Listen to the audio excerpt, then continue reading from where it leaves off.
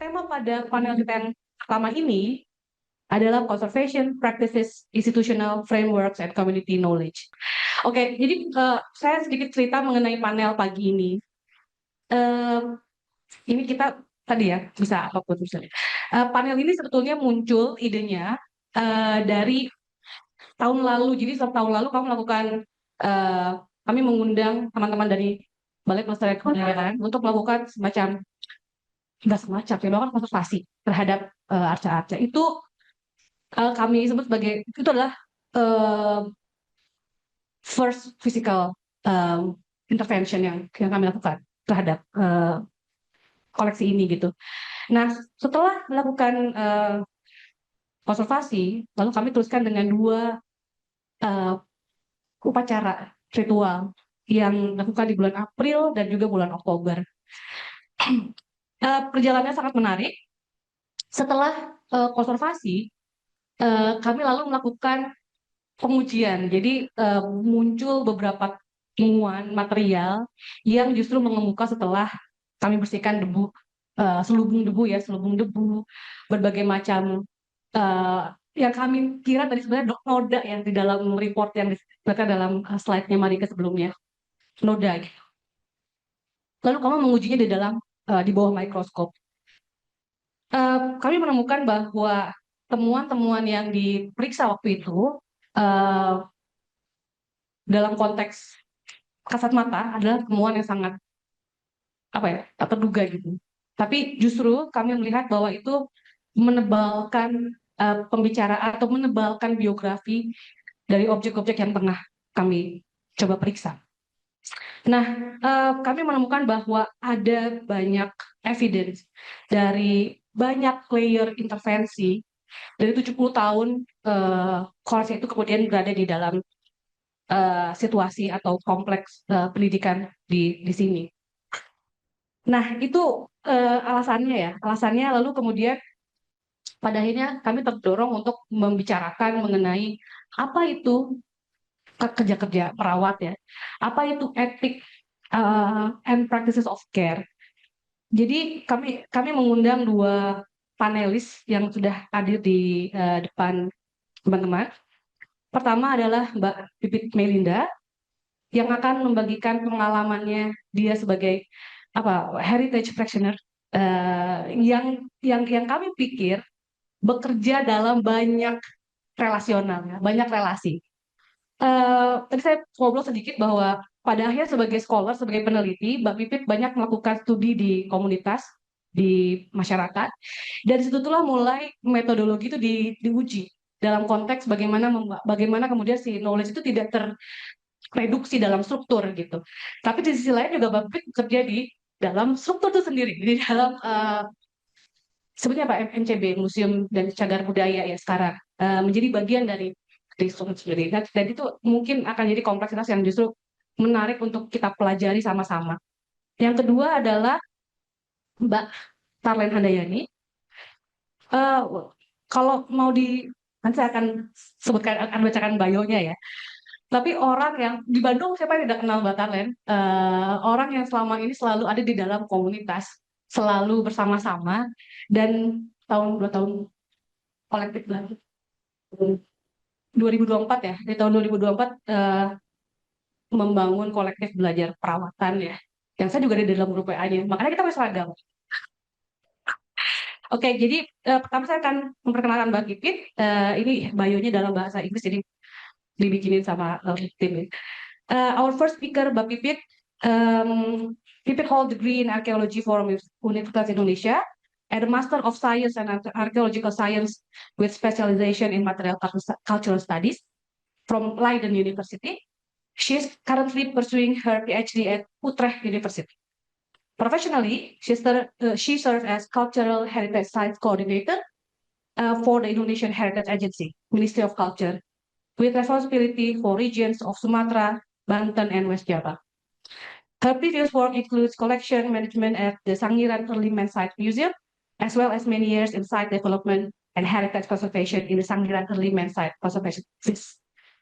Pipit has also actively contributed to international discussions on museum storage, prehistoric heritage management, recognizing collection and community-based collection care through conferences and publications in Indonesia and abroad. Bagi Ibu siap? Kami silakan. Pertama-tama terima kasih kepada organizing committee dan juga Mbak Kiki yang sudah menyelenggarakan forum yang sangat baik ini ya, kita bisa berkumpul untuk share terkait dengan konservasi dan berbagai macam hal yang terkait dengan studinya Mbak Kiki ya. Mungkin perkenalan ya Bapak dan Ibu, nama saya Pipit Melinda, saya bekerja di Indonesian Heritage Agency, bagian dari Kementerian Kebudayaan. Jadi untuk kesempatan pada pagi hari ini, saya mungkin akan memberikan sharing tentang bagaimana community based and wildlife conservation di salah satu World Heritage Sites di Indonesia yaitu Sangiran. Saya rasa juga bisa menarik dan menambahkan insight bagaimana cagar budaya tidak hanya objeknya, tapi juga kawasannya itu bisa dikonservasi dengan melibatkan masyarakat. Next. Mungkin untuk memberikan sedikit konteks tentang konservasi di Indonesia ya, Bapak dan Ibu. Mungkin kita berawal dari legal framework ya. Jadi pasca kemerdekaan itu ada setidaknya 2 undang-undang cagar budaya yang sudah diterbitkan oleh pemerintah. Yang pertama adalah pada tahun 1992 terkait benda cagar budaya dan kemudian digantikan oleh Undang-Undang Nomor 11 Tahun 2000 tentang cagar budaya. Jadi sebelum tahun 1992 untuk pengelolaan cagar budaya di Indonesia itu masih menggunakan peraturan dari Belanda, Monumental Ordonansi tahun 1931. Kemudian 12 tahun setelah Undang-Undang Cagar Budaya, yaitu tahun 2022, baru diterbitkan peraturan pemerintah turunan dari Undang-Undang Cagar Budaya tentang registrasi nasional dan pelestarian cagar budaya. Tentu tidak hanya peraturan secara nasional, tapi kemudian di beberapa pemerintah daerah kemudian disalurkan peraturan daerah yang terkait dengan konservasi itu sendiri. Namun apabila kita melihat tentang term konservasi ya, kalau kita lihat di Undang-Undang Cagar Budaya, kita tidak akan bisa menemukan ada term konservasi. Yang ada di Undang-Undang Cagar Budaya itu adalah istilah pelestarian. Jadi yang dinamakan konservasi itu sebetulnya embedded ya di dalam pelestarian itu sendiri. Jadi di pelestarian itu ada aspek perlindungan cagar budaya. Di dalamnya itu ada pemugaran, ada zonasi, ada pemeliharaan cagar budaya, kemudian ada di pengembangan dan ada di aspek pemanfaatan cagar budaya. Jadi itu yang kita bisa lihat ya. Apabila kita lihat tidak ada istilah itu juga menarik kenapa tidak ada. Tapi kita merujuk pada istilah-istilah lain seperti maintenance, terus zonasi, seperti itu yang sifatnya mungkin ada yang preventif, konservasi, tapi juga ada yang sifatnya kuratif, seperti itu.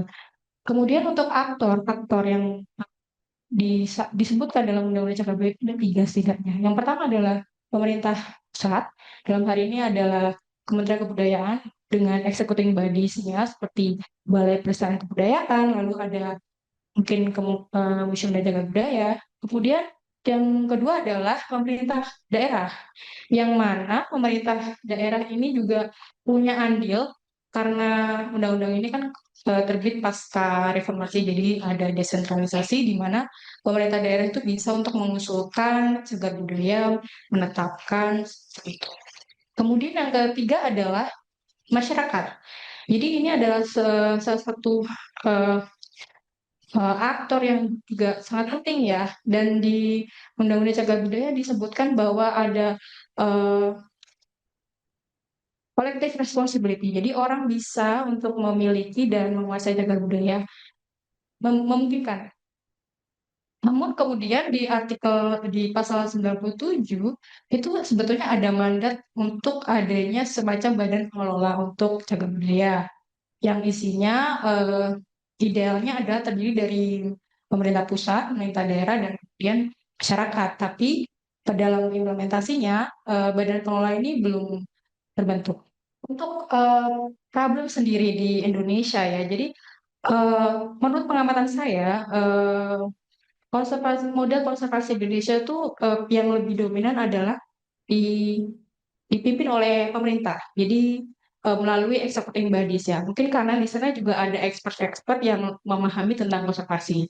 Kemudian yang kedua, lebih banyak fokusnya kepada fiscal preservation. Jadi bagaimana supaya dia tidak mengalami kerusakan atau musnah atau hilang. Dan contohnya adalah misalnya stabilizing fosil, misal fosilnya rusak harus dikonsolidasi atau direstorasi supaya tidak rusak lagi gitu. Terus kemudian contoh selanjutnya adalah pengamanan situs. Jadi memberikan zonasi. Jadi itu fokusnya eh, banyak yang masih kepada cagar budaya itu sendiri dan cukup sedikit yang telah memasukkan atau menghubungkan dengan intangible dan local knowledge di masyarakat. Dan kemudian karena belum adanya badan pengelola, jadi tidak ada formal mechanism bagi community itu untuk bisa menyampaikan eh, aspirasi ya mungkin atau saran terkait dengan pengelolaan cagar budaya itu. Untuk case tadi di Sangiran, saya akan memberikan konteks. Jadi Sangiran itu adalah sebuah World Heritage yang luas, terdiri dari 25 desa di 2 kabupaten, dan situs ini sangat penting bagi studi human evolution. Kalau bisa lihat di eh, peta, itu sebetulnya ada peta sebaran temuan, jadi tersebar hampir di seluruh area, dan yang Bapak dan Ibu lihat, garis itu, batas situs itu adalah zona inti. Kalau zona inti artinya adalah zona itu protected dan seharusnya tidak ada intervensi apapun terhadap wilayah itu. Tapi problemnya adalah situs ini dihuni oleh masyarakat jauh sebelum ada pemerintah yang mengurusi situs itu sendiri. Dan sekitar 120.000 orang tinggal di dalam heritage zone itu. Jadi tantangannya adalah bahwa lebih dari 90% wilayah Sangiran itu adalah private properties. Jadi bukan wilayah perintah. Jadi itu adalah sebuah tantangan untuk konservasi itu sendiri karena temuan-temuan fosil-fosil itu ada ditemukan di wilayah masyarakat itu sendiri. Jadi bukan di wilayah tanah negara pada umumnya. Dan secara historis, fosil-fosil ini dulunya, jadi masyarakat Sangiran pada masa kolonial itu memang eh, dimobilisasi atau diminta untuk mencari fosil oleh peneliti untuk kemudian apabila mendapatkan fosil yang bagus gitu ya, kemudian akan diberikan semacam insentif. Jadi mereka ada pandangan bahwa fosil itu juga adalah valuable items. Dan itu secara historis sampai sekarang masih mungkin membekas kepada perilaku masyarakat di sekitar Sangiran itu sendiri. Jadi ketika implementasi dari undang-undang dan undang-undang itu melarang adanya pencarian cagar budaya tanpa izin, otomatis kemudian aktivitas tersebut dianggap sebagai aktivitas yang ilegal semacam itu.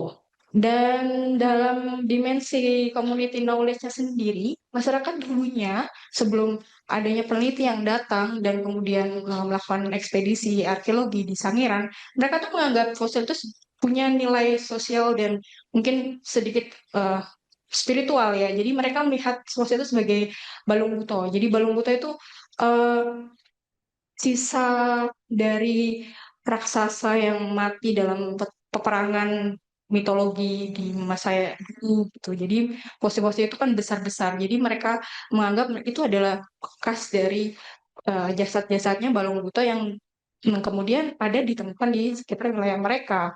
Dan kemudian karena mereka itu pada masa dulu itu disuruh ya mencari fosil di sekitarnya, mereka itu train ya, jadi terlatih untuk mengidentifikasi di mana fosil itu ditemukan dan kapan dan apa jenis fosil itu mereka punya knowledge itu. Sekarang di Sangiran itu ada 5 museum. Jadi koleksi yang ada di museum-museum ini sebagian besar adalah koleksi bekas koleksi dari bekas museum yang dulu dikelola oleh pemerintah daerah. Koleksi ini juga awalnya dari pengumpulan fosil dari masyarakat pada masa dulu ya, atau mungkin tahun pasca kemerdekaan. Jadi kita juga menghadapi tantangan tentang provenance research, bagaimana koleksi itu bisa sampai di museum setting pada saat ini. Next. Untuk me- me- menjawab ya, karena memang Sangiran itu wilayahnya luas, dihuni oleh masyarakat. Jadi community itu kita harus melihatnya sebagai eh, partner juga, karena untuk area yang luas dan dihuni semacam itu, konservasi itu tidak bisa dilakukan dengan dengan eksklusi ya. Jadi meniadakan orang untuk terlibat, karena mereka adalah ujung tombak dari konservasi itu sendiri. Misalnya ketika ada temuan, kita eh, bergantung kepada report dan laporan dari masyarakat. Ada temuan di daerah mereka. Kemudian ketika dilaporkan, kita akan melakukan eksplorasi penyelamatan atau kita datangi ke tempatnya, lalu kita akan konservasi di in situ atau kemudian dibawa ke museum.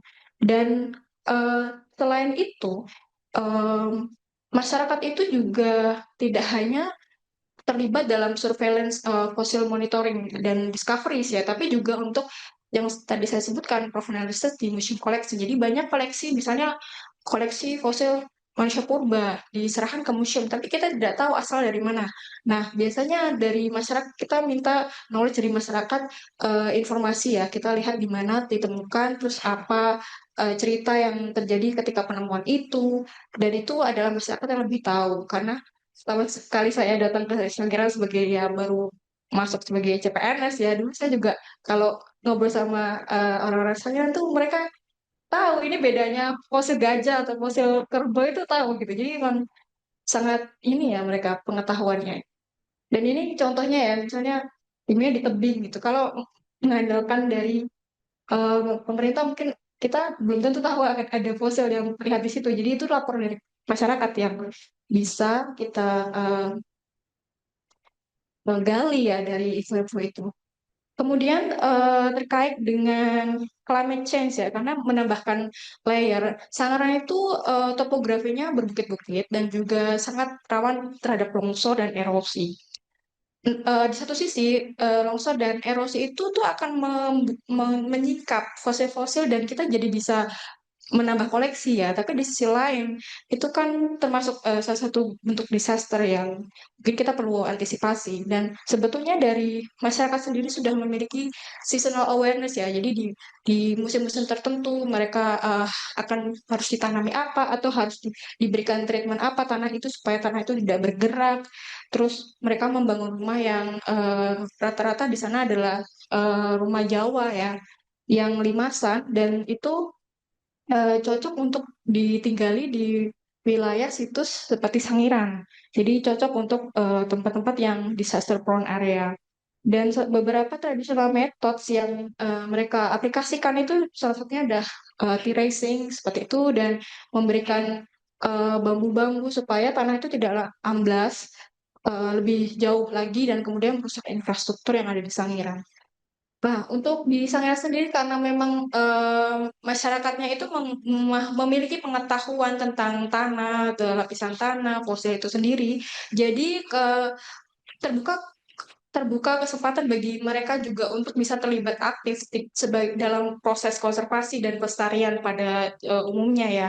Karena eh, kita tidak bisa apa hanya menjadi salah satu agen yang ada di sana untuk melestarikan karena justru mereka ini ada main aktornya kalau kalau saya lihat ya di situs Sangiran itu sendiri contohnya di foto ini kalau di sini eh, di foto yang paling kiri ini adalah ini warga lokal Sangiran yang menjelaskan kepada anak-anak sekolah tentang bagaimana membuat alat artefak batu jadi sebetulnya mereka tahu dan mereka mungkin punya pedagogical skills juga ya di situ. Jadi mereka dilibatkan secara aktif dan justru mereka adalah orang-orang yang kemudian memberikan eh, influence kepada sekitarnya bahwa situs itu penting dan harus dijaga.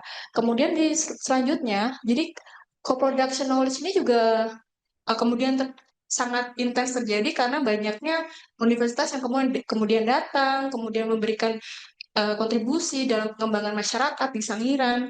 Dan misalnya di rumah penduduk ada fosil-fosil yang dikumpulkan oleh masyarakat, kemudian diidentifikasi bersama dengan masyarakat, dikonservasi bersama. Tentu ya untuk konservasi kan tetap ada standar konservasi yang kemudian tetap dipantau oleh museum, dan hal ini secara periodik dikontrol dan dipantau jumlahnya, disimpan di rumah siapa gitu. Tapi apabila masyarakat bisa memanfaatkan itu untuk sarana pembelajaran atau turisme, itu diperkenankan.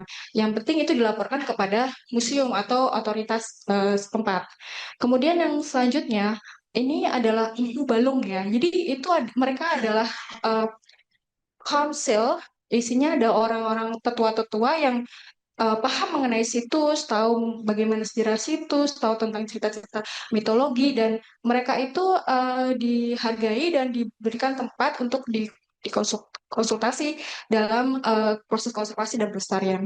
Nah, seperti yang saya sampaikan tadi ya, bahwa ada cita-cita mitologi, kemudian ada potensi bahwa fosil itu punya nilai penting bagi saintifik, tapi kemudian kita coba untuk membuat cultural reconnection itu sebagai bentuk konservasi juga. Jadi kita berikan pemantik ya, bahwa pulsa itu jangan istilahnya dijual karena dia penting, tapi nilai intrinsik itu yang kemudian bisa dijual untuk tourism. Misalnya membuat batik yang terinspirasi dari fosil-fosil Sangiran, misalnya seperti itu. Kemudian dibantu oleh marketingnya, kita bantu pemasarannya. Kemudian untuk cerita Balung Buto, nah itu diadakan wayang di area museum. Jadi itu salah satu bentuk juga sosialisasi tentang eh, pentingnya situs ini kepada masyarakat. Kemudian masyarakat kemudian membuat festival atau tari-tarian yang terinspirasi dari fosil-fosil itu sendiri.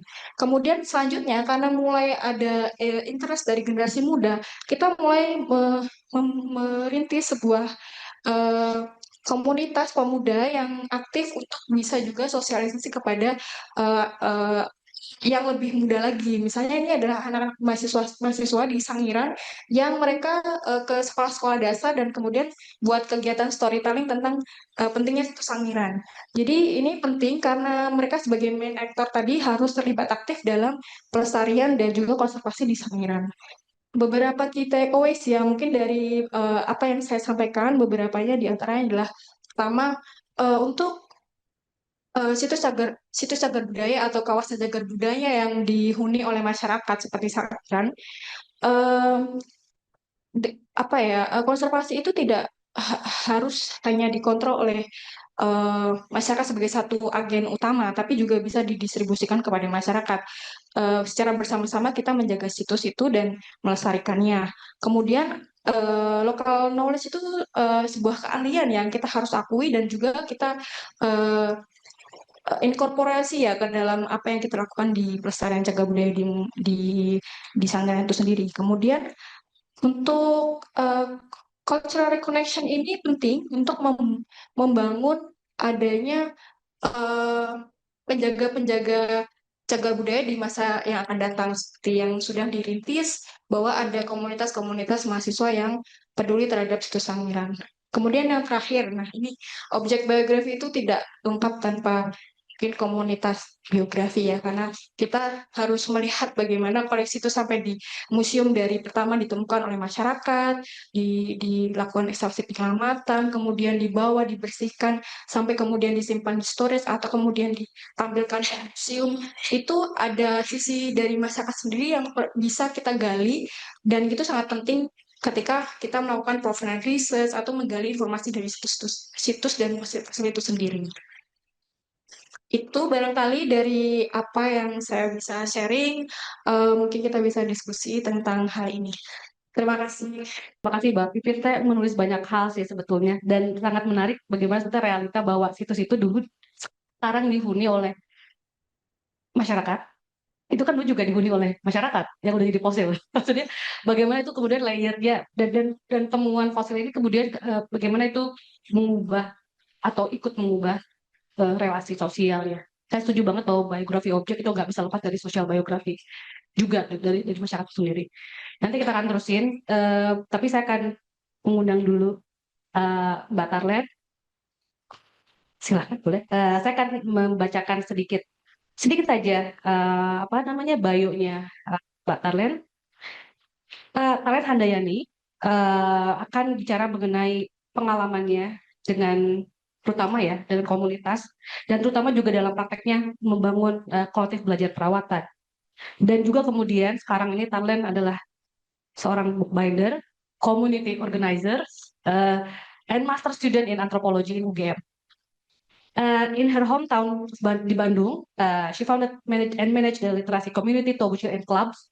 Zaman dulu ya, Tobuchil and Clubs selama 20-an tahun, dari tahun 2001 sampai 2021, itu ya. 2008, in 2008, she received a cultural exchange scholarship from Asia Cultural Council in New York, US. She began studying bookbinding at Etsy Lab, Brooklyn, and later deepened her expertise with the Canadian Bookbinders and Book Artists Guild in Toronto, Canada. After relocating to Jakarta in 2020 during the pandemic, Talen focused her practice as a bookbinder on book and archival papers. In November 2023, she was invited as one of the presenters for the Qatar Indonesia Year of Culture with the theme Culture Beyond Books, Traditional Bookbinding from Indonesia. This was followed in February 2024 by an invitation to conduct observation and workshop at the Preservation and Conservation Distinctive Collection Department in Qatar National Library. Dan tahun 2024, founded Kolektif Belajar Perawatan, the Collective Learning of Care Award, a collaborative learning platform dedicated to gathering and testing knowledge of care practices, materials, technique, and ethics emerging from community experience. Since February 2025, Talen has continued her study in master program in anthropology in UGM. She's currently selected as fellow at spatial ethnography programs and is completing her thesis on the archival care of Hajah Azizah Maksum in Lasem. Mbak Talen, mangga. Wilujeng siang, Sadayana. Siang. Kalau di Jogja agak susah saya ngomong Sunda, jadi di Bandung, di Bandung gitu. Selamat siang semua teman-teman, terima kasih sudah hadir di panel ini.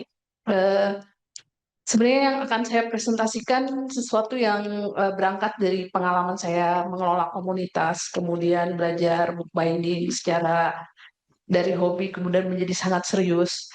Dan itu juga membuat saya akhirnya jadi merasa saya butuh konseptual framework untuk melakukan kerja penjelitan dan perawatan. Itu yang mendorong saya kemudian melanjutkan studi di antropologi dan fokus kepada studi tentang material culture dan infrastruktur memori. Bagaimana proses menjadi ini sebenarnya dibangun oleh pembelajaran yang dilakukan oleh komunitas, kemudian etik perawatan dalam melakukan kerja-kerja perawatan budaya material. Next. Nah, rangka hal yang kemudian saya pikir bisa mengkerangka ulang pandangan ini adalah bagaimana kemudian pelestarian atau sesuatu yang kemudian dipertahankan itu dilihat sebagai sesuatu yang dirawat. Jadi saya melihat term di dalam critical antropologi konservasi seringkali dianggap sebagai pandangan yang kemudian sekarang banyak dikritisi karena sangat bias kalau kepentingan kolonial gitu ya. Kemudian kerja perawatan itu lebih menawarkan pendekatan yang lebih humble dan kemudian lebih mengakomodasi banyak hal, relasi-relasi di luar materialitasnya itu sendiri. Dan yang paling penting sebenarnya ini bisa mengakomodasi bagaimana kemudian perawatan itu sesuatu yang terus-menerus atau tidak pernah selesai. Dan relasional dalam arti dia tuh terhubung dengan banyak sekali hubungan-hubungan yang sangat kompleks. Bukan hanya berfokus kepada bagaimana kita mempertahankan materialitasnya, tapi juga melihat kompleksitas hubungan yang ada di dalam kerja perawatan materialnya itu sendiri. Kemudian juga selalu berlandaskan kepada etika tertentu. Jadi etika yang dianut oleh komunitas itu dan bukan hanya etika ya, tapi juga ada kepercayaan, kemudian ada eh, nilai-nilai dan hal-hal yang selama ini mungkin oleh teman-teman yang kemudian mulai melihat bahwa pengetahuan lokal itu penting menjadi sesuatu yang sangat fundamental. Next. Sebenarnya ya ini sebuah pertanyaan yang provokatif aja sih. Ya tidak ada yang salah juga sih di konservasi sebenarnya gitu. Eh, Tadi dari penjelasan Bu Marike saya jadi berpikir sepertinya konservasi itu kalau diibaratkan itu seperti eh, material heritage-nya itu adalah pasien, ya.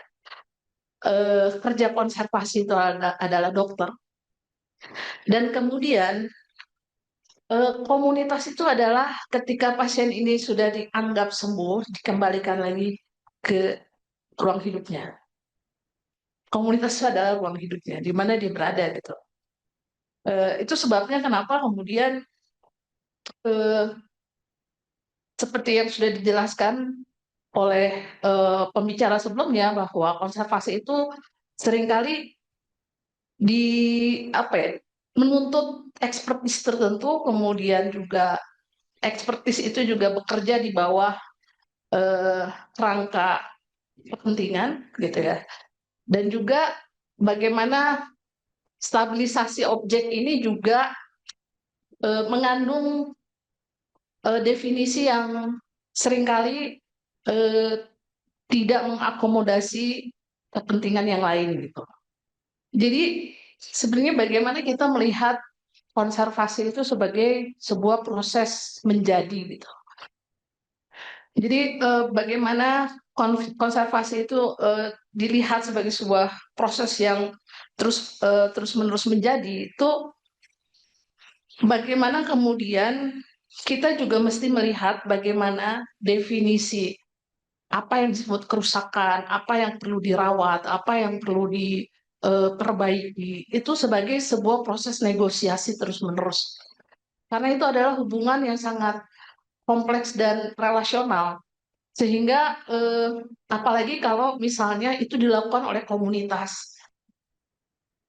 Komunitas sendiri juga punya, dia sebagai agensi, dia punya banyak dimensi ya, dari mulai bagaimana dia kemudian punya dimensi sosial politiknya juga, apakah dia memang representasi dari eh, pihak-pihak yang kemudian punya apa ya, dianggap punya otoritas mengampu dari materialnya itu sendiri, atau misalnya dia adalah pihak luar yang kemudian datang sebagai penyelamat.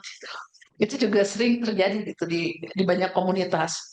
Nah, ini saya ingin mengutip apa yang dikatakan oleh Karen Barat gitu, bahwa komunitas itu terbentuk melalui koordinasi sehari-hari antara perhatian, kerja, dan tanggung jawab gitu.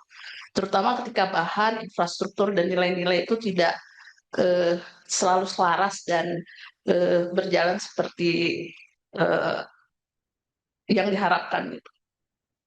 Di dalam konsep Karen Barat ini juga kita bisa melihat bagaimana proses becoming itu sebenarnya adalah proses interaction gitu. Bagaimana relasi kerja perawatan itu dimunculkan ketika semuanya itu berinteraksi, kemudian muncul keputusan bersama dari agensi yang terlibat untuk menyepakati pada saat itu bagaimana kita mesti merawatnya gitu. Jadi bukan sesuatu yang kemudian standar yang sudah ada dimasukkan ke dalam. Jadi itu proses yang saling terhubung satu sama lain. Kemudian juga itu tadi bahwa distribusi agensi di sini itu tidak dilihat hanya berfokus kepada eh, manusia, tapi juga non manusia gitu yang mempengaruhinya. Kita juga mesti melihat bagaimana kemudian eh, ruang gitu ya, space dan scape gitu itu perlu dilihat sebagai sesuatu yang juga menjadi agensi yang akan menentukan bagaimana kerja perawatan komunitas itu kemudian bisa dilakukan. Eh, Etik juga selalu melekat kepada praktik ya. Jadi bukan sesuatu yang kemudian setiap agensi di dalam kerja perawatan komunitas itu dia biasanya sudah membawa etikanya masing-masing dan bagaimana etika yang berbeda-beda itu dinegosiasikan. Next. Nah, eh, agensi-agensi yang ada di dalam kerja perawatan ini biasanya tersebar melalui para praktisioner. Jadi di tangan mereka lah kemudian judgement tentang ini perlu diperbaiki, ini rusak, ini masih bisa diselamatkan, atau tindakan-tindakan apa yang harus dilakukan untuk menyelamatkan gitu ya dalam tanda petik gitu. Biasanya ada di tangan orang-orang yang memang punya ekspertise itu, atau setidaknya dia punya pengalaman itu gitu. Kemudian materialitasnya itu sendiri, objeknya itu sendiri gitu. Bagaimana kerapuhannya, kerentanannya, ketahanannya itu juga bisa kita lihat bagaimana kemudian agensi yang membentuknya itu mempengaruhi. Kemudian juga lingkungan ya.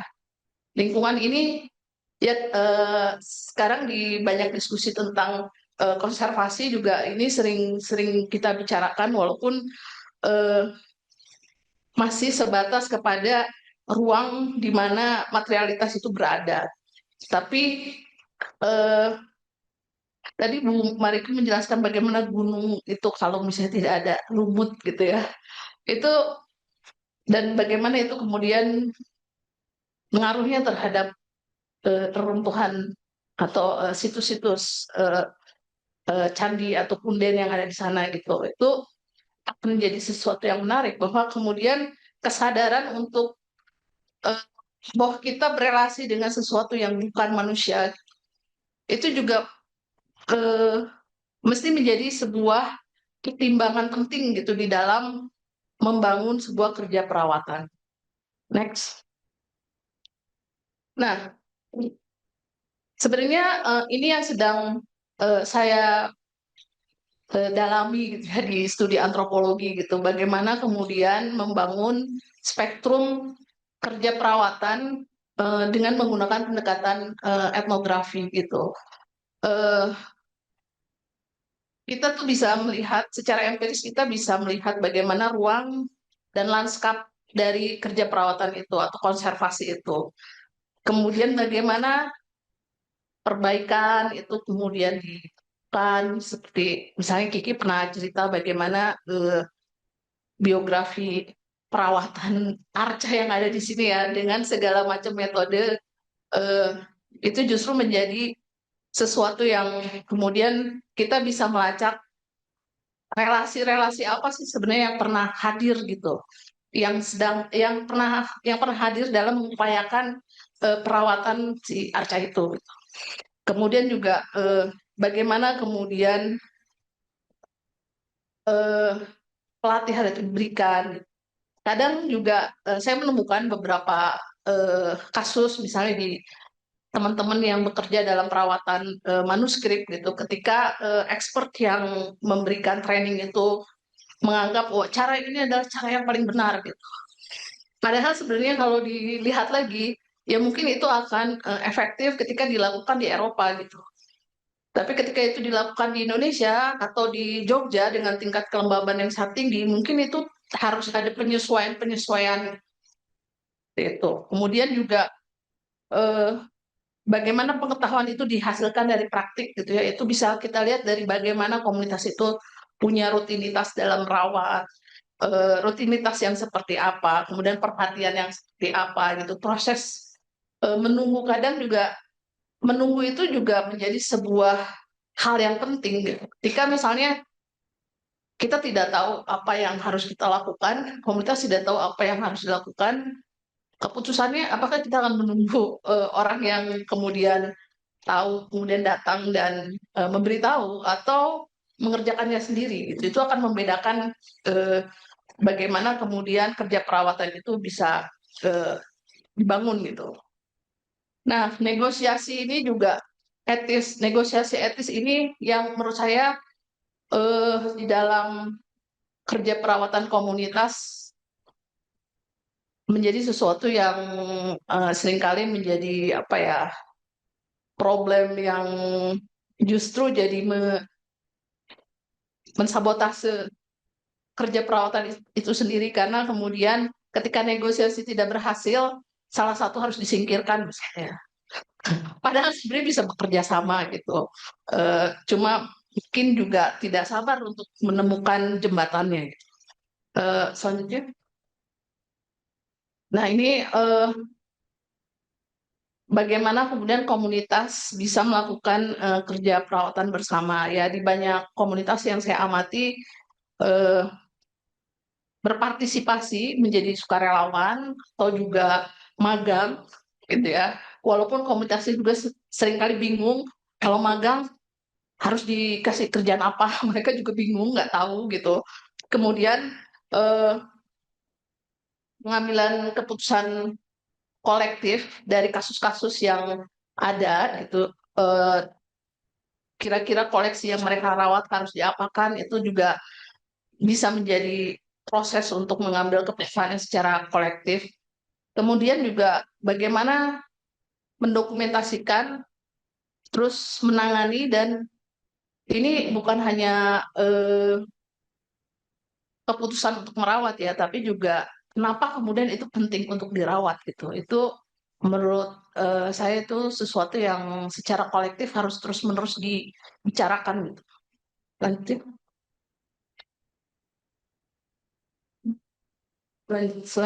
Ini kolektif belajar perawatan yang tadi sudah disebut Kiki sejak 2024. Jadi sebenarnya kolektif ini tuh asalnya bernama kolektif belajar konservasi. Tapi setelah saya belajar antropologi, saya merasa bahwa kayaknya perawatan lebih cocok untuk proses belajar bersama ini gitu. Dan ini juga sebenarnya berangkat dari sebuah pertanyaan ketika saya berjumpa salah satu ahli manuskrip Persia, Profesor Mandana Barkesi di Qatar.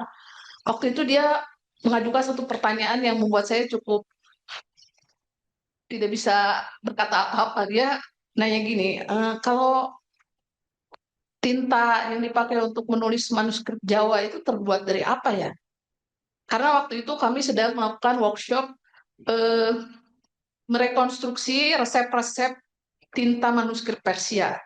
Jadi ada ahli manuskrip Persia dari Melbourne University yang kemudian membuat ulang dari resep lama itu gitu. Waktu itu saya nggak pernah mikir itu terbuat dari apa ya gitu. Terus dia bilang, pengetahuan material lokal itu sangat penting, karena kalau kamu tidak tahu itu terbuat dari apa, akan kesulitan untuk merawatnya. Kadang kita juga lupa, atau kita hanya mengikuti standar yang sudah dibuat eh, secara misalnya disepakati secara internasional, tapi ketika misalnya itu dibawa ke dalam praktek perawatan komunitas dan kita tidak punya sumber daya yang memadai, akhirnya itu tidak bisa dilakukan. Padahal sebenarnya mungkin ada material lokal yang bisa digunakan untuk mensubstitusi kerja perawatan itu. Gitu. Eh, jadi ini beberapa kegiatan yang pernah dilakukan. Jadi 2 tahun pertama ini sebenarnya kami lebih banyak mengobservasi dulu tentang ingatan. Sebenarnya ingatan tentang merawat itu apa sih? Apa yang berharga untuk dirawat? Misalnya dari mulai eh, mengingat pohonan gitu ya, terus membaca kembali arsip. Waktu itu ada pameran di Dialogue tentang arsipnya Schumacher gitu, dan kami membuat workshop eh, interpretasi arsip Schumacher, bagaimana arsip itu terhubung gitu ya, karena itu juga menjadi alasan kenapa kemudian kita menjadi penting untuk peduli gitu pada materialitasnya gitu. Kenapa itu penting untuk tetap dijaga gitu? Karena ada ikatan ingatan itu gitu.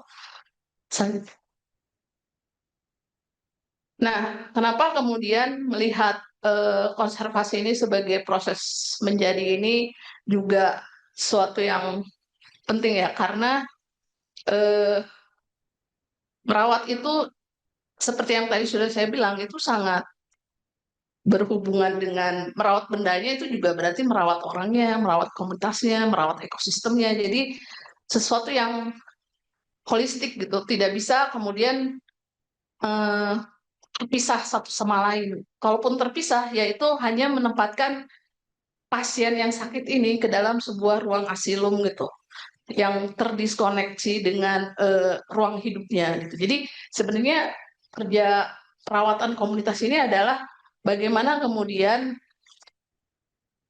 materialitas yang kita anggap sakit ini, ketika dia kembali ke ruang hidupnya ini siap menerima dia kembali. Jadi sebenarnya secara sederhana analoginya kan bisa seperti itu gitu. Bagaimana kita menyiapkan diri itu menjadi proses yang sangat rumit dan kompleks gitu, karena itu berhubungan dengan banyak sekali keterhubungan dan relasi-relasi gitu. Kemudian juga eh, lembaga-lembaga resmi gitu yang juga punya banyak keterbatasan, apalagi sekarang misalnya kayak museum perpustakaan nasional anggarannya dipotong 50%, otomatis itu akan mempengaruhi kerja perawatan manuskrip yang mereka miliki gitu. Otomatis akan membutuhkan bantuan juga dari komunitas untuk terlibat di dalam kerja perawatan itu. Itu sebabnya kemudian spektrum itu menjadi penting gitu. Bukan standar satu-satunya ini yang baik, ini yang tidak baik, tapi bagaimana kita membangun sebuah spektrum yang bisa dilakukan oleh lembaga yang punya fasilitas yang cukup ideal dengan komunitas yang punya banyak keterbatasan. Kemudian juga yang paling penting adalah bagaimana kemudian pendekatan ini dapat memberikan tawaran bagaimana kerja perawatan itu bisa terus-menerus berkelanjutan dan affordable buat komunitasnya itu sendiri. Gitu saja. Terima kasih. Terima kasih Mbak Saleh dan Mbak Pipit. Yang menarik dan memantik pertanyaan sebetulnya sebelum saya lempar ke teman-teman juga ya, adalah bahwa ada upaya untuk mengganti istilah konservasi ya. Maksudnya ada apa dengan itu gitu. Pertama misalnya dalam Undang-Undang Cagar Budaya ya, lalu dipilihlah pelestarian sebagai terminologi untuk menggantikan terminologi konservasi gitu. Yang kedua dalam kerja komunitas yang lebih saya bilang apa lebih loose gitu ya, lebih informal. Dipilihlah kemudian kerja perawatan juga untuk dalam dalam sebuah pertimbangan bahwa mungkin apakah terminologi ini terlalu berhubungan juga dengan tadi kuasa atas expertise misalnya atau kuasa atas tools ya, atas perangkat gitu, atas knowledge. Karena pada akhirnya yang saya pikirkan lagi setelah mendengar paparan dari Mbak Pipit dan Mbak Taren adalah bagaimana perubahan atau supaya untuk mengubah terminologi itu juga perkara memikirkan kembali soal semacam membuka ruang, membicarakan kembali mengenai siapa who owns the tools, who owns the knowledge, the method gitu ya, the kerja-kerja itu. Jadi siapa yang kemudian memilikinya. Dan yang menarik juga adalah bahwa ada juga penyebutan agensi di dua presentasi Mbak Pipit dan Mbak Tarlen gitu. Dan saya mulai memikirkan ulang, kemudian apakah agensi itu juga hanya berkait dengan aktor atau agensi itu dalam konteks dalam pelibatan tadi dia juga mengenai perkara kedaulatan kan. Eh, karena publik juga memiliki semacam knowledge dan mereka berhak kemudian kan juga dalam undang-undang yang berhak untuk mengelola gitu. Itu menarik, saya baru tahu loh itu berhak mengelola, tapi harus izin gitu. Itu kan itu lucu sih, maksudnya itu menarik ya, lucu menarik. Yang saya ingin tanyakan sebelum nanti kita elaborasi lebih lanjut, kalau kalau dihubungkan dengan kasus yang pernah kami hadapi ya saat ini gitu. Eh, saya ingin tanya, kalau kita ngomongin agensi dalam konteks siapa kita, misalnya ya dalam hal ini pertanyaan adalah apakah kami yang ada di sini adalah peneliti atau juga bagian dari publik itu sendiri, juga bagian dari yang berrelasi dengan secara kompleks dengan objeknya gitu. Eh, bagaimana si agensi ini bisa terdistribusi dengan equal. Aduh, kata equal juga agak berat benar. Tapi ya bagaimana itu kemudian bisa ya bagaimana kita sebenarnya gini, bagaimana kita menurunkan itu menjadi praktek sehari-hari supaya kalau di sini kan ya supaya kita menjaga bahwa niatan kita sama lah ya. Kasarnya siapa dulu ya? Mbak Pipit dulu kan.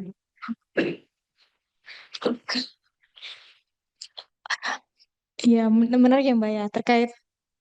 Sebenarnya terkait terminologi konservasi itu juga jadi pertanyaan saya karena ketika kita coba cari gitu ya ketentuannya apa sih sebetulnya definisinya gitu, apa yang harus dilakukan kalau dari sudut pandang pemerintah kayak apa lembaga pemerintah itu kan pasti harus ada regulasi ya, kita menjalankan sesuatu itu nanti diturunkan menjadi eh, ya hal yang lebih teknis gitu. Tapi ternyata ketika kita lihat di peraturan utamanya itu justru malah tidak ada istilah itu ya. Apakah itu mungkin memang menghindari yaitu expertise ya karena kalau bicara konservasi kan pasti kita mikirnya harus certified ya, harus punya skills, harus punya alat dengan standar-standar tertentu gitu. Sementara dalam konsep pelestarian itu sendiri kan lebih general. Jadi konservasi itu tidak hanya yang conserve objek ya tadi dari yang sakit terus jadi sembuh gitu ya, tapi lebih luas lagi gitu ya dan ya. Jadi terkait yang tadi ada yang pelindungan, ada yang pengembangan dan pemanfaatan. Dan kemudian apakah kemudian agensi itu punya kedaulatan ya semacam itu ya. Jadi kalau di undang-undang memang memungkinkan bagi siapapun untuk bisa memiliki, menguasai, melestarikan ya, karena ruang itu terbuka di undang-undang untuk mereka berpartisipasi secara aktif. Jadi tidak hanya pemerintah, cagar budaya itu tidak hanya kemudian dimiliki oleh pemerintah gitu. Jadi bisa, tapi memang ada konsekuensi di balik itu. Ketika mau memiliki dan menguasai berarti harus siap dengan resiko melestarikannya ya, termasuk dengan apabila perlu ada perawatan, pemeliharaan semacam itu. Sebetulnya terbuka kalau contohnya di Sangiran ya, memang ada komunitas yang kemudian ingin menyimpan koleksi itu tidak di museum. Jadi ditemukan di sekitar wilayah mereka, kemudian mereka ingin menggunakan itu sebagai sarana eh, objek wisata alternatif lah. Jadi tidak hanya ke museum, tapi mereka ada semacam open air site sendiri yang dikelola oleh komunitas. Dari museum atau balai ya waktu itu eh, ya tidak masalah ya. Yang penting itu dilaporkan dan kita secara periodik itu mencatat, memberikan pendampingan terkait hal-hal teknis. Karena tentu ketika dirawat dari segi kemampuan teknis juga mungkin tidak tidak memiliki itu dari masyarakatnya. Tapi dengan support dari pemerintah tentu bisa membantu dalam hal itu. Jadi memang kalau dari segi undang-undang memang eh, cukup memberikan ruang untuk siapapun bisa terlibat dan bagi kalau di sini ya ada sebuah instansi ITB itu sendiri yang kemungkinan akan kemudian mengelola barang-barang ini sebagai eh, sarana pedagogi gitu. Itu tidak ini sih Mbak menurut saya sih. Sebuah pertanyaan yang sulit sebenarnya, bagaimana agensi di dalam kerja perawatan itu bisa didistribusikan secara adil mungkin ya. Karena seringkali yang terjadi di komunitas juga, misalnya dalam kerja perawatan arsip gitu, pemilik arsipnya sendiri sudah kehilangan keterhubungan dengan kesejarahan mereka gitu. Bagaimana sebenarnya arsip leluhur mereka ini relevan dengan hidup mereka sekarang gitu. Yang melihat itu adalah orang dari luar, yang kemudian karena dia punya argumen bahwa ini penting gitu untuk dijaga segala macam, akhirnya mengambil alih tugas pengampuan gitu. dari arsip itu misalnya, atau dari manuskrip itu gitu. Eh, apakah itu kemudian bisa dibilang setara atau adil gitu? Itu makanya memang di dalam pendekatan melihat konservasi sebagai sebuah proses menjadi itu kita tidak bisa terburu-buru untuk menilai itu gitu. Karena setiap agensi itu akan selalu terus-menerus terhubung dan hubungan itu sesuatu yang dinamis dan berubah terus-menerus itu. Itu sangat dipengaruhi oleh banyak sekali faktor dan juga banyak kepentingan yang kemudian masuk juga di situ gitu. Kepentingan tuh juga sebagai sebuah apa ya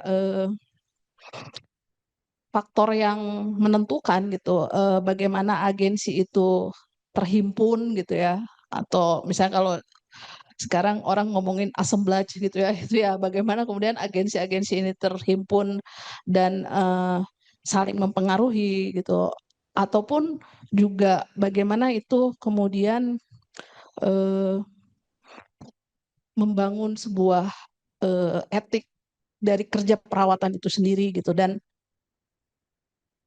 kalau saya ini baru hipotesis saya ya, penting untuk kemudian kita menyadari berikan jadi keadilan distribusi agensi itu dimulai dari rekognisi sih. Seperti saya selalu berpikir gini, ketika software open source itu dibangun, dia akan selalu mencantumkan siapa yang pertama membangun itu, siapa yang kemudian mengembangkannya, sampai terus ada rekognisi itu gitu. Semua yang terlibat itu kemudian di, diberi pengakuan gitu. Jadi kerja perawatan ini kan bukan kerja individual, ini adalah kerja komunal yang kemudian terlepas dari yang pertama mengerjakannya kemudian berseteru dengan yang selanjutnya gitu ya. Bukan berarti kemudian kontribusi dia itu harus dihilangkan. Dia harus kemudian diberi rekognisi karena yang berikutnya tidak mungkin akan sampai kepada perawatan yang di tahap ini kalau tidak dibangun jalannya oleh yang pertama gitu. Jadi di dalam komunitas itu kan seperti itu gitu. Bagaimana dia kemudian tiba-tiba misalnya hidup bersama candi gitu ya. Dia nggak pernah minta loh hidup bersama candi, tapi karena ruang hidupnya ada di situ, mau nggak mau dia kemudian belajar bagaimana dia harus berelasi dengan itu, dan relasi antar generasi di antara di situs-situs misalnya heritage seperti Sangiran atau Borobudur gitu itu juga bukan hal yang mudah, karena ketika kemudian ada politik heritage yang masuk dan melihat ini sebagai sebuah eh, dari perspektif politik pengakuan, akhirnya orang-orang yang selama ini bekerja sama dalam membangun ini tersingkirkan gitu, karena kemudian pengakuannya hanya diambil oleh kekuasaan yang dominan gitu, seperti itu. Jadi ya mungkin kita bisa bisa dimulai dari situ ya. Itu eh, bukan jawaban yang fix gitu, tapi sebagai sebuah proses juga. Makasih. Mengharapkan jawaban yang fix justru. Eh, Eh, mendengar dari presentasi teman-teman, saya pikir mungkin saya agak skeptis juga ya, dan malah jadi tergugah. Sepertinya makna komunitas dalam konteks konservasi perlu diubah atau didekolonisasi atau ya perlu didefinisikan ulang ya. Karena pertama, tadi seberapa banyak komunitas bisa disebut komunitas atau ada batasnya nggak? Misalnya tadi 120.000 gitu ya. Saya nggak kebayang itu harusnya sih lebih dari satu komunitas. Dan pasti dinamika di dalamnya nggak manis-manis dulu. Ada yang pro, kontra, berantem, seruan, dan lain-lain. Kemudian juga dari presentasi teman-teman, sepertinya makna komunitas itu cenderung di others. pemerintah pusat, pemerintah daerah, komunitas. Eh, ahli apa, komunitas. Jadi seakan-akan dia nggak tahu apa-apa disebut komunitas, tapi ya dia dekat lah sama situs. Nah, sehingga kayak apa ya, kok definisi komunitas tuh payung besar melingkupi orang-orang yang dianggap ada hubungannya, tapi kurang ahli.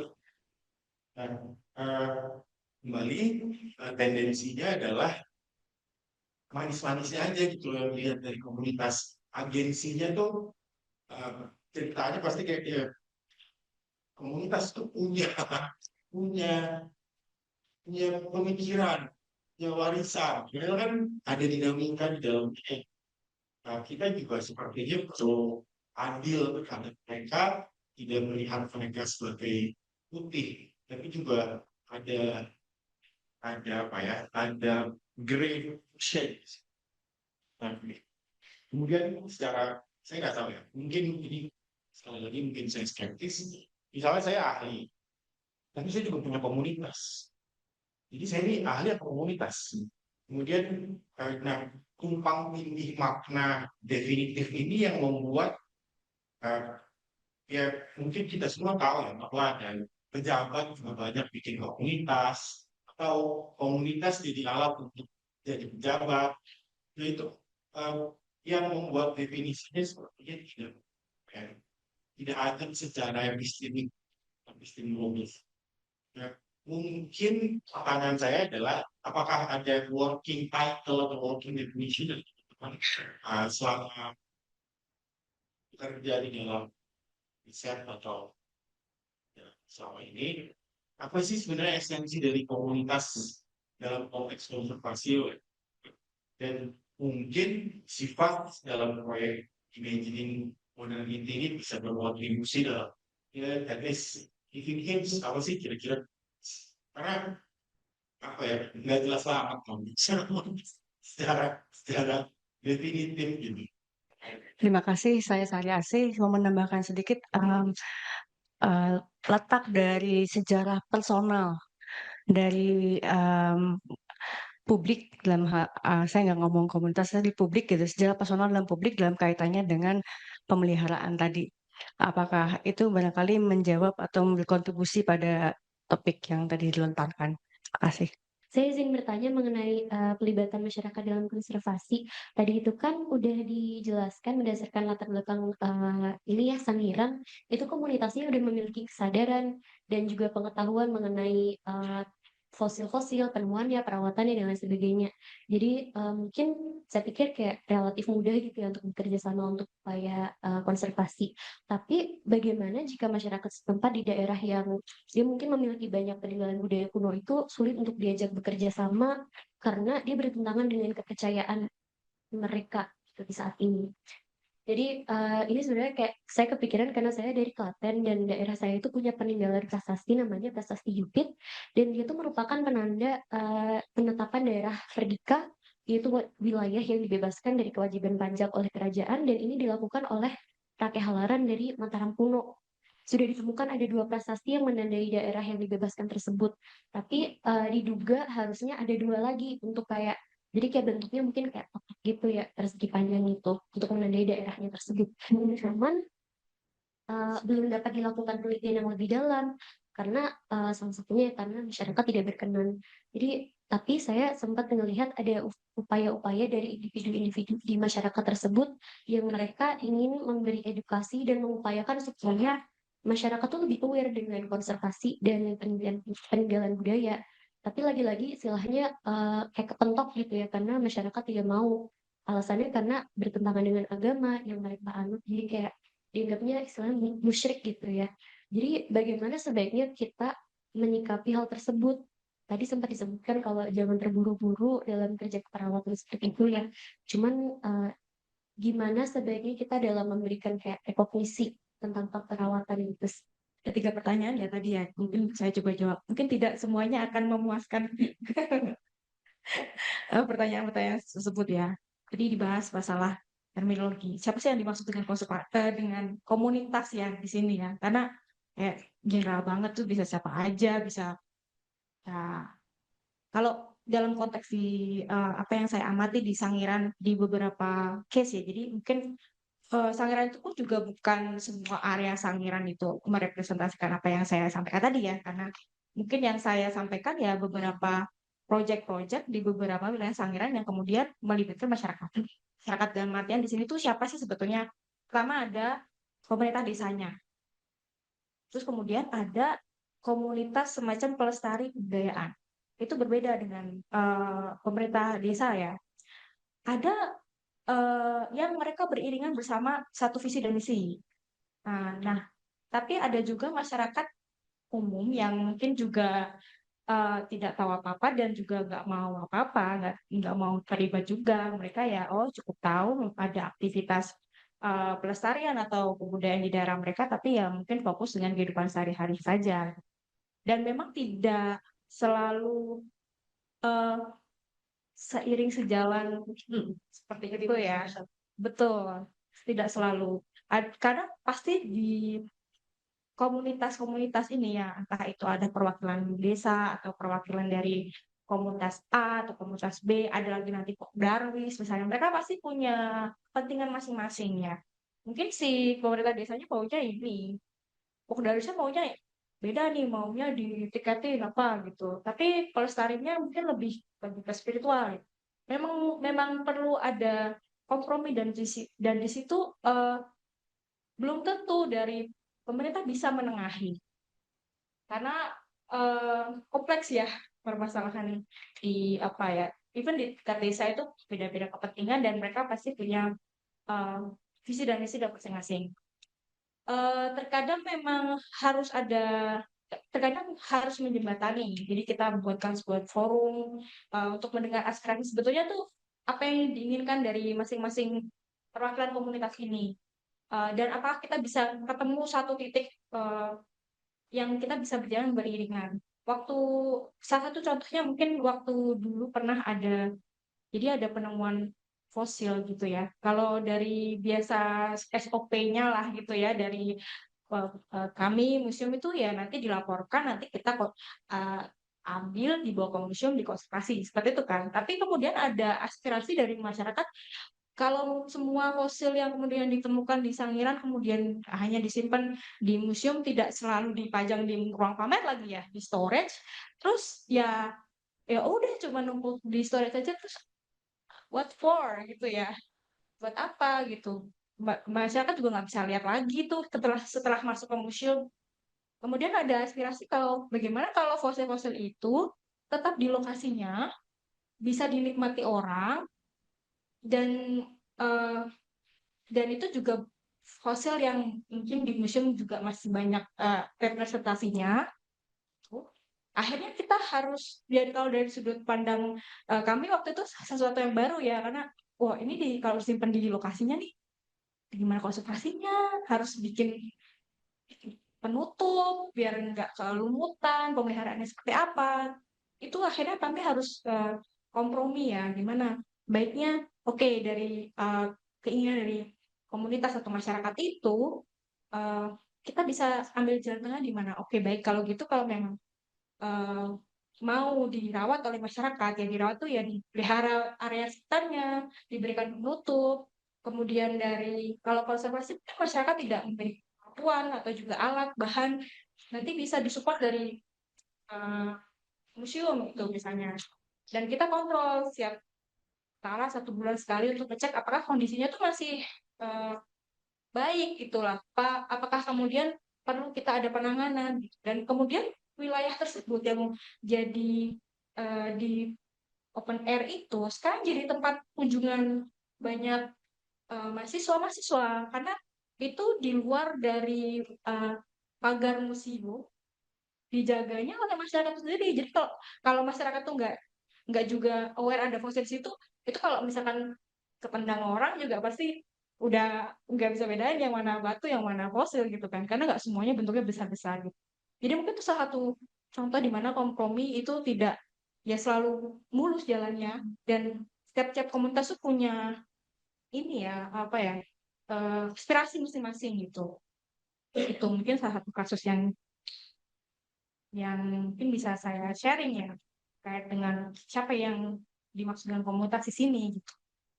Kemudian ya itu tadi ya benar ya terkait dengan partisipasi publik ini yang terkait dengan itu apa ya yang mereka bisa lakukan ya dalam konteks pemeliharaan. Jadi membersihkan area itu kan termasuk konservasi juga ya. Jadi biar tidak tergenang air, jadi tidak jadi dirumuti koleksinya gitu. Terus juga memberikan pengamanan, mengecek apakah dia kelongsoran atau tidak gitu. Itu salah satu bentuk yang juga konservasi yang dilakukan oleh komunitas yang tinggal di sekitarnya dan juga melestarikan secara aktif di situ. Tapi tidak semua wilayah di Sangiran punya komunitas-komunitas seperti itu. Jadi memang baru ada beberapa wilayah yang terdekat dengan museum yang paling concern untuk terlibat dalam pelestarian. Itu ya barangkali. Definisi komunitas itu emang akhir-akhir ini menjadi sangat problematis ya karena harus sering dikomodifikasi oleh banyak kepentingan gitu. Sehingga melupakan semangat komunalitasnya, semangat kebersamaannya itu hilang gitu. Karena mencari dan kebersamaan itu sebuah proses becoming itu sendiri gitu bahwa dia tuh akan terus-menerus dinegosiasikan, dia tuh akan berada di dalam relasi yang dinamis gitu.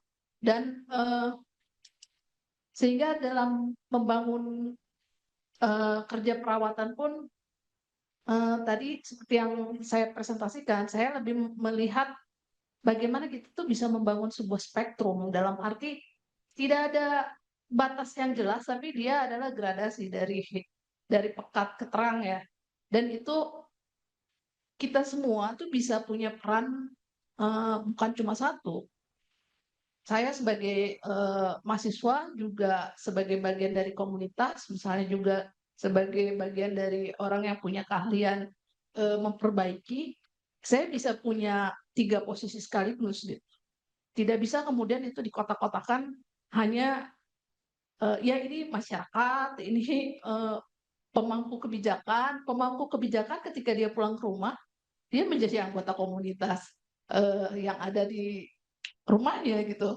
Jadi bagaimana kemudian kita membangun kembali semangat komunalitas itu sendiri gitu di dalam perawatan. Jadi bukan kemudian kita apa ya, kalau kita memperdebatkan definisi pelabelan itu ya, itu akan menyulitkan sih. Tapi itu juga bisa dipahami karena memang itu tadi ya, terlalu banyak kepentingan politik di dalam pelestarian, konservasi atau perawatan heritage itu gitu. Karena ini berhubungan dengan politik rekognisi gitu dan siapa yang menentukan apa yang penting untuk dirawat dan siapa yang berhak menentukan yang tidak penting untuk dirawat itu semua akhirnya bukan akhirnya sih itu sangat dipengaruhi oleh relasi kuasa yang terjadi gitu di antara di mana lanskap perawatan itu dilakukan gitu. Jadi memang komunitas itu adalah proses negosiasi terus-menerus gitu. Jadi memang semoga jadi berkurang skeptisnya ya karena kita di masa sekarang ini kita penting sekali untuk kemudian merawat kembali semangat kebersamaan itu gitu.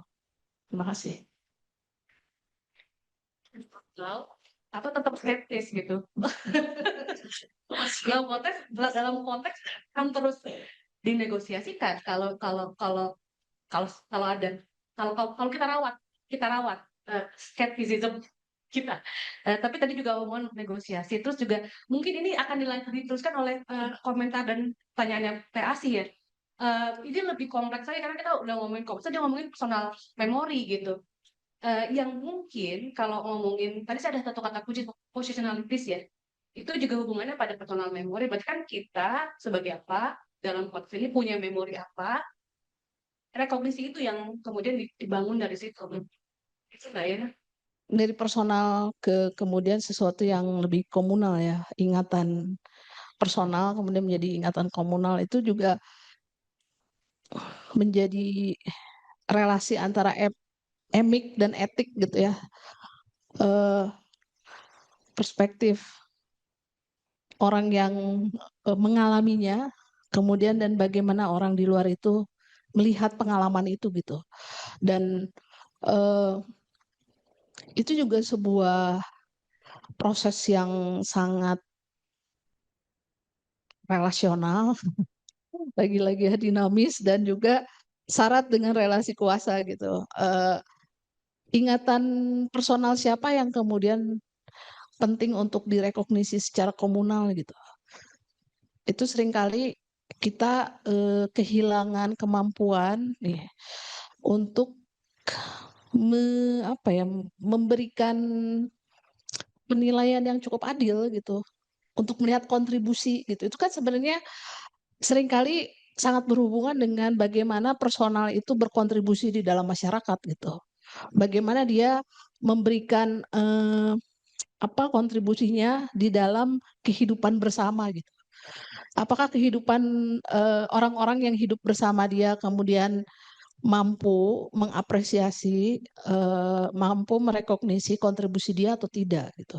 Atau ada relasi kuasa yang kemudian mengatur gitu, atau menseleksi mana yang penting dan mana yang tidak penting gitu. Itu di dalam dunia heritage ini kayaknya itu menjadi pertanyaan besar ya. Mana yang menjadi penting untuk diingat, mana yang penting untuk dirawat gitu. Itu menjadi sebuah negosiasi terus-menerus gitu.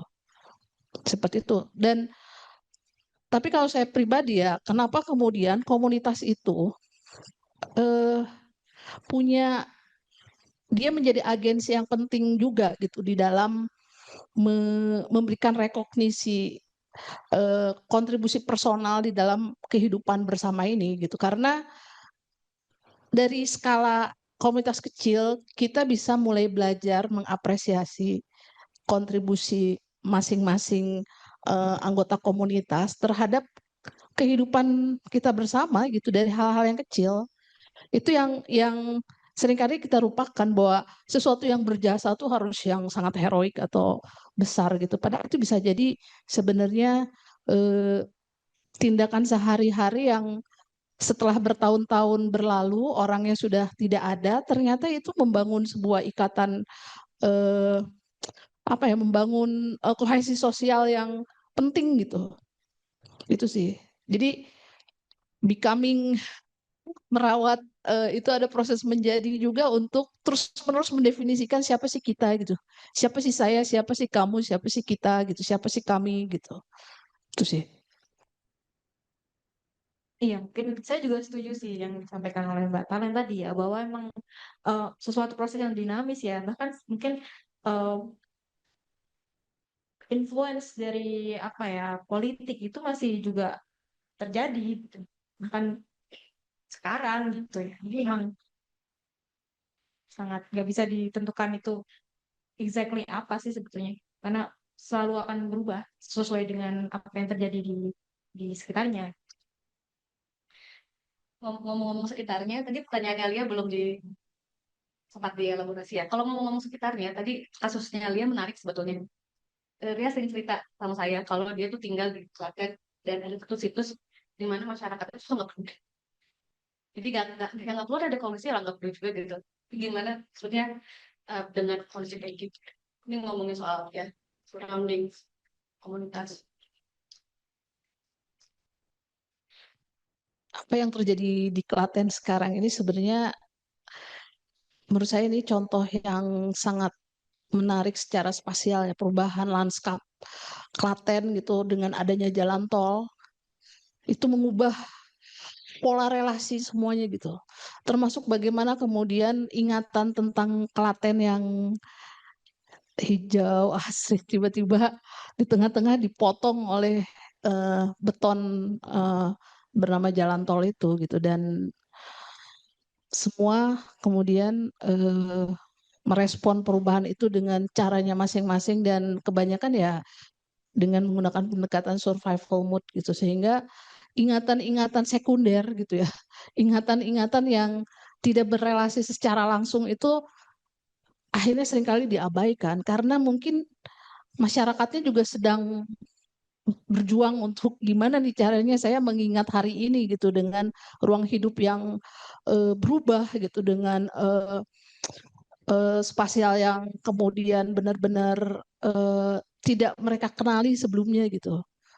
Bagaimana kemudian itu pelan-pelan ya pasti akan butuh adaptasi yang panjang ya. Tapi yang mengkhawatirkan kan sebenarnya ketika misalnya kesadaran itu mulai muncul, bukti materialnya sudah tidak ada gitu ya. Itu yang menjadi banyak kasus di banyak tempat juga ya, bukan cuma di Klaten ya. Ketika misalnya kesadaran untuk merawatnya muncul, kerusakannya sudah sedemikian parah, kemudian apa yang tersisa gitu untuk dirawat? Itu menjadi pertanyaan berikutnya gitu kan. Eh, Cuma kalau ini juga ada persoalan, menurut saya ini ada hubungannya dengan pertanyaan tentang komunitas itu tadi ya. Bagaimana sebenarnya eh, kesejarahan gitu yang sesuatu yang pernah terjadi di masa lalu, sesuatu yang berbeda dengan hari ini gitu ya, harus kita rawat. Sesuatu yang mungkin kita anggap nggak ada hubungannya lagi gitu dengan kehidupan kita gitu. Bagaimana itu harus kita rawat. Terus bagaimana kemudian apalagi itu menyangkut dengan keyakinan gitu, kepercayaan. Misalnya situs-situs Hindu kemudian sekarang berada di tengah-tengah perkampungan Muslim yang sangat fanatik misalnya. Bagaimana kemudian masyarakat bisa menemukan keterhubungan itu gitu. Siapa yang kemudian eh, menjadi bertanggung jawab dalam mengambil peran itu?